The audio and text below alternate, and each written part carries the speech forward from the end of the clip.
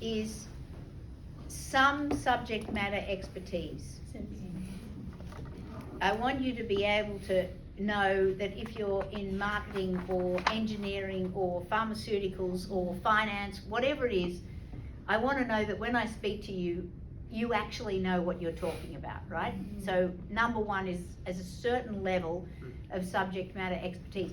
And this is exactly why I say that the leaders that I'm interested in are above 30. Because I hope that up until the age of 30, people have built their subject matter expertise. But they probably haven't had much management experience at that point, right? So number one is spend time on your subject matter expertise. And I also say about that area is that if you don't like your subject matter expertise, change. So my son, my other son, the younger one who's 33, he did architecture. He's very artistic. He did architecture, and then he's actually at Sydney University. Both my sons did, and I went to university there as well.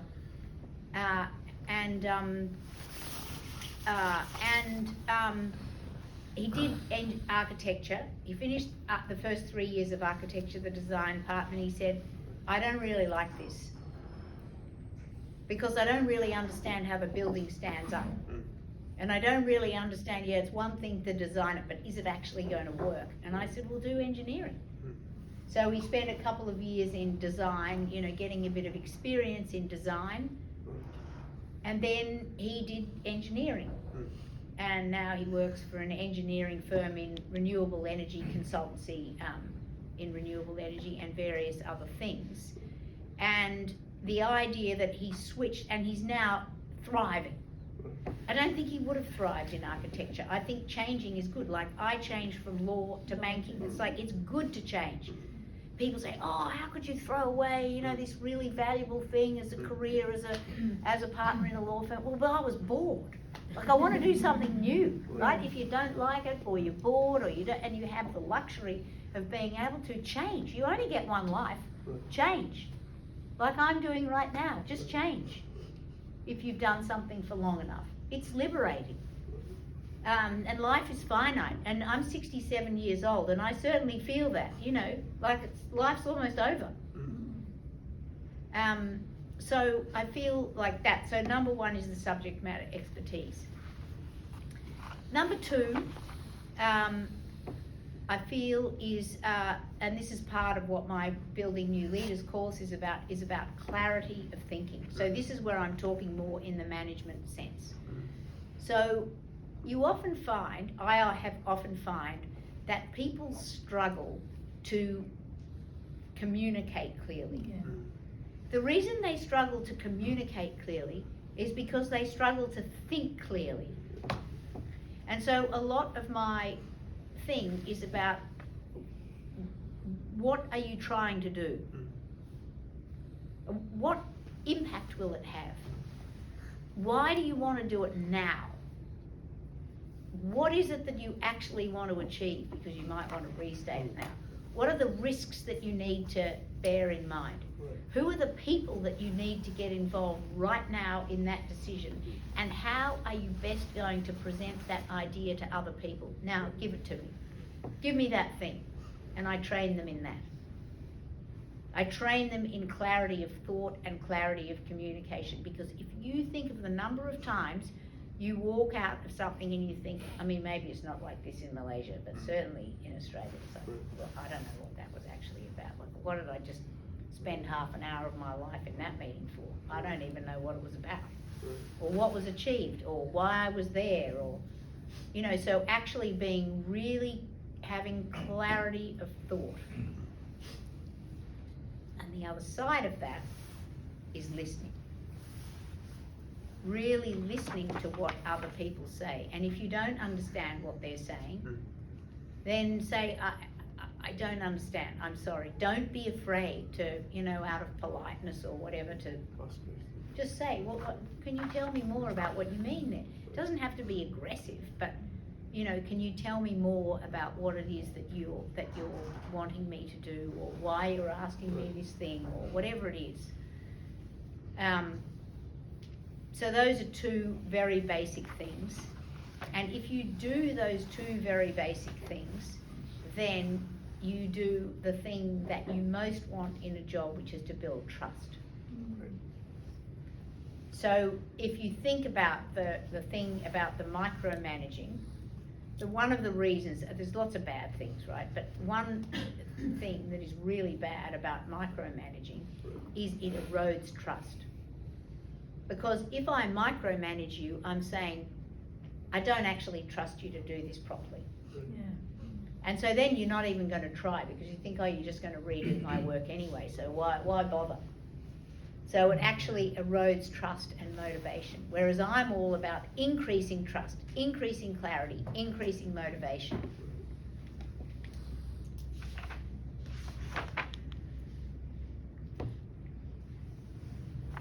Okay, who's got another question? Thank you for your insight sharing. I'm Mustafa from Land Office. Slum Land Office. I have one question. What are the key principles from the Sydney Opera House can be effectively adapted to strengthen public institutions in Malaysia? Oh. So what, say again, what is the what? What the key principle from the Opera House House that can you be could effectively apply adapted to strengthen public institutions in Malaysia? What is your opinion? My opinion is, it actually, I'm going to sound very boring, but it comes back to a similar theme, because it comes back to clarity. So in the case of the Opera House, like, we have this word opera in our name. And so people think this is where you see opera. Well, opera is less than 10% of what we do. We do children's programming, we do lots of outdoor events, we have, we have contemporary music and contemporary performance, and we have talks and ideas here, and theatre, and so many things, and symphonic music. So when I got here, there was this real problem that people thought that the Opera House was this place where you had to wear a bow tie, and it was all about opera. And there's still that perception out there. So 10 million people come to the outside, but only 2 million people come to the inside. You imagine another business where you have a shop and people come here and they actually go to the shop, but they don't come inside, right? It's a big problem. So we needed to get a lot clearer about what this is why it sounds boring, but is to be a lot clearer about what it was exactly that we stood for. And so we came up with this idea. So first of all, we had the Decade of Renewal, which was the first 10 years of my time here. And that was about basically renewing the Opera House for future generations. And that involved about $500 million worth of works, where we got the money, completed the construction. That's all done. We're about to start on another big load of that as well. But the other thing, then having done that, and as we approached the 50th anniversary, we said, okay, now we've finished the Decade of Renewal, and what is next? And what is next is that this is everyone's house. So we came up with something very simple. We said this is everyone's house. And what that means is everyone is welcome here. Everyone is welcome to the outside, everyone is welcome to the inside. And what are all of the things that we can do to make that real? And we have a whole strategy about how to make that real. So I feel like that clarity of strategic vision and communication is incredibly important. For your staff, like, what are we actually trying to do here, guys? If you ask people what you're actually trying to do, you'll be amazed how often people don't agree on what they're trying to do, even within the same team. They're not that clear on what it is, or they all have a slightly different view, which is no problem as long as they know that they each have a slightly different view. Yeah. Thank you. Yeah. Does that help? Yeah, it's very much Yes. helpful. Yeah, you had a question. Yes, Yeah. my name is Nurul. I'm from Perak State Secretary Office. Oh, really? Yes, Okay. I have one question. Yeah, please. Because most of us were from millennial leaders. Yeah. So we have a lot of staff that come from Gen Z actually. Yeah. So in your opinion, how can we manage them efficiently actually? Without having Generational this way. younger generation. Yeah, Yes. that is a tough one. I mean, yeah, do you wanna close the door? No worries. No worries. Yeah, thank you. I think, okay, thanks. I think that the intergenerational thing it's very difficult. And really, what's an example of what you find difficult? I mean, they also finding work-life balance also in tasks, and they feel that if we coach them, then they think we'll micromanage them. We are so detailed to them. Actually, we would like to lead them, but they are perceiving us like micromanaging. Yeah. That's one of the example actually. Yeah, it's very difficult. Yeah. Well, yeah. On that, maybe I can add on. When our time, we are more resilient, we are more independent compared to Gen Z. Yeah. If they feel today we give them tasks, they don't deliver, let's say, then they okay, I'm quit. Yeah, exactly. Yeah. So I'll we go cannot, somewhere we cannot else. control them. Yeah. Even though actually they Yeah. are under our Yeah. supervision. Yeah, Because they think that it's exactly. okay. Even now, the young generation, even they graduate also, like us ourselves, once we graduate today or maybe next week, we're going to finally get a job. Yeah. But young generation, they can stay at home. The parents can accommodate Yeah. them, so they're in the comfort zone. Yeah. So this is the future leader. So Yeah. And then they say, I want a new title. Okay, I won't leave, but give me a new title. That's what they say. After 2 weeks, oh no, I should be a manager now. Oh, no, you're not a manager. yeah. You're not a manager. What are you talking about? So it is a very, very difficult problem. And, you know, like what impact is AI going to have on all of this? Yes. Because the tasks of these people who are really difficult to manage, and you think how often the easier thing is gonna, you know what, I'll just get AI to do your job, which is terrible. Because we don't develop the critical thinking, Yes. we don't, you know, we're not giving them the junior, Yes. we're not giving them the junior things that they need to be able to actually judge later on. I mean, don't you find that when you get, so we'll get job applications now, where you'll get a, you know, you might get 100 applications for a job, which is typically we would get, you know, even if it's a minor job, and 70 of them will be identical. So you say, well, if you're just going to be, you know, Mr. AI on this, then don't come here, right? Yeah. Or they get the title wrong, or, you know, something like that. But,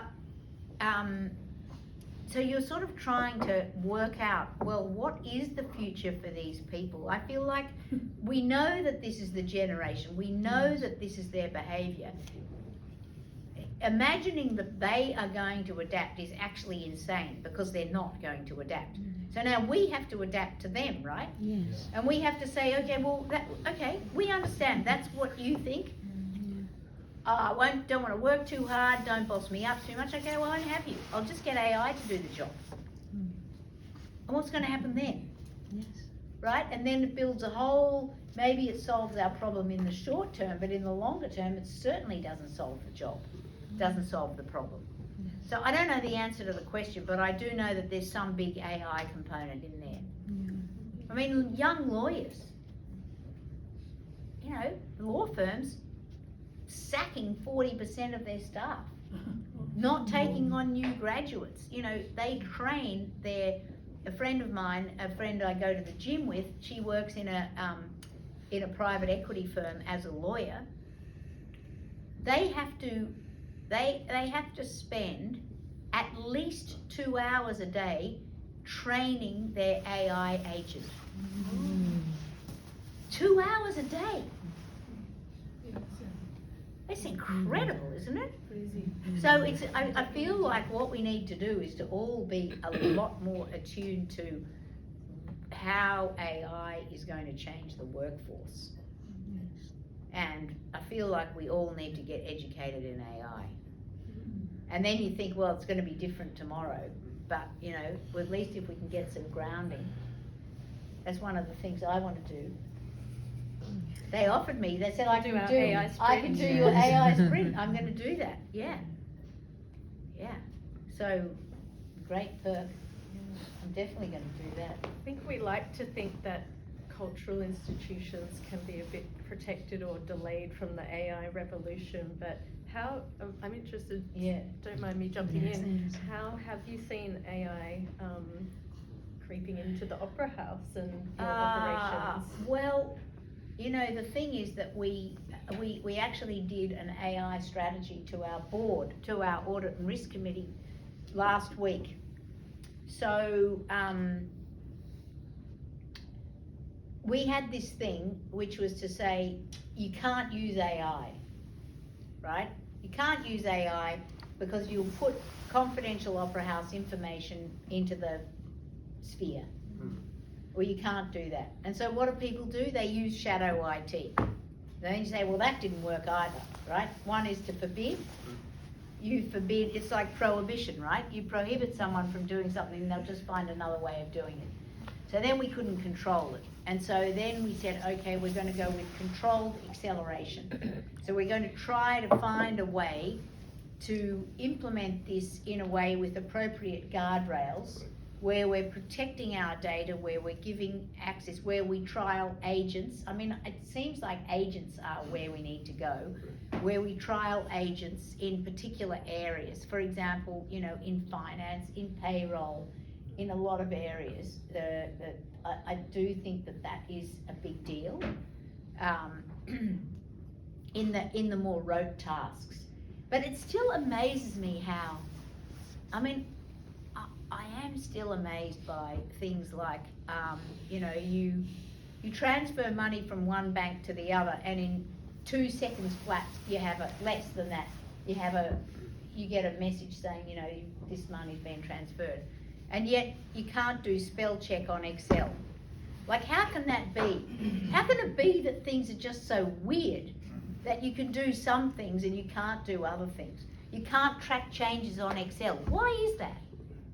Why is it that there are these incredible disparities between things? And I guess the trouble with AI is you read something that someone has written and you think, I don't know, is that right or is that wrong? Yes. You know, and they mix up words. Like I tried dictating a text instead of typing a text, and I said, could this be within the delegation of authority? And it came back with, this is a cool allegation. Well, lucky I didn't send that one. So you don't, but you know, it will all improve. So keeping track of it from an artistic perspective, it's incredibly important. You know, there's a lot of stuff about protection of artists, use of artists' images and voices, Property, and intellectual copyright. Property and copyright and all of those things, and yeah, so like that is a really huge area. So I didn't really answer your question, Yes, but not really, but you know. Yeah, but I know it's difficult. It's difficult, right? It's difficult, yes, yeah. yes. But I would say it's the same thing. Just take a Yes, deep interest in Just them. because I'm afraid of my children' future, that the Exactly. critical thinking part is missing. The critical thinking part is so Yes. important. Tell them Yeah. that they need to do art and Yeah. music. Yes, Young Mhm, children do yes. art and music. That makes a huge difference. yes. Not a very good answer, yeah.